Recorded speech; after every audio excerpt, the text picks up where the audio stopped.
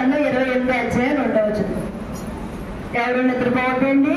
ఈ అగ్ని ఏంటో రెండవ రాకడ ఎంత భయంకరంగా ఉంటుందో ఈ ప్రసంగం జరుగుతుందమ్మా. దయచేసి అందరూ వినాలి, ఎవరు నిద్రపోకూడదు. ఆలకించుడి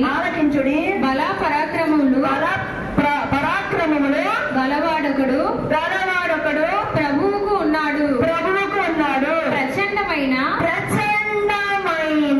వడగండ్లను ప్రచండమైన జలముల ప్రవాహమును ప్రచండమైన వరదయు కొట్టివేయినట్లు ఆయన తన బలము చేత పడద్రోయువాడు.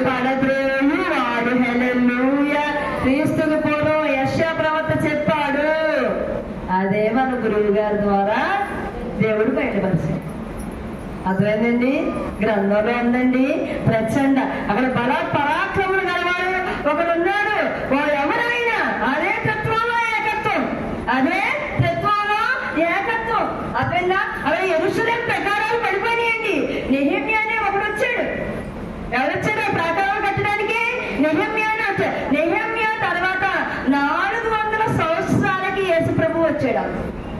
నెహెమ్యా తర్వాత ఎన్ని సంవత్సరాలకు వచ్చాడు యేసు ప్రభు?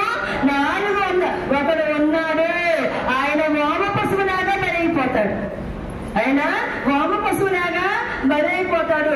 నో టైంలో ఆయన పుట్టాడా? పుట్టలేదు. నో టైంలో ఆయన ఉన్నాడండి? ఉండలేదు. కానీ అక్కడ పరిశుద్ధ, అక్కడ దేవుడు నోను కాపాడినాడు. ఈరోజు వామ పశువులాగా బలైపోయి పరిశుద్ధాత్మ శక్తినిచ్చాడు. ఏలియా టైం, ఎలీషా టైంలో ఒకటి ఉన్నట్లు ఆత్మబలం ఉంది. ఇప్పుడు 100 ఆత్మబలంతో మనం ఉన్నాం. ఇప్పుడు 100 ఆత్మబలంతో మనం ఉన్నప్పుడు మనం ఎందుకు కాపాడగలము?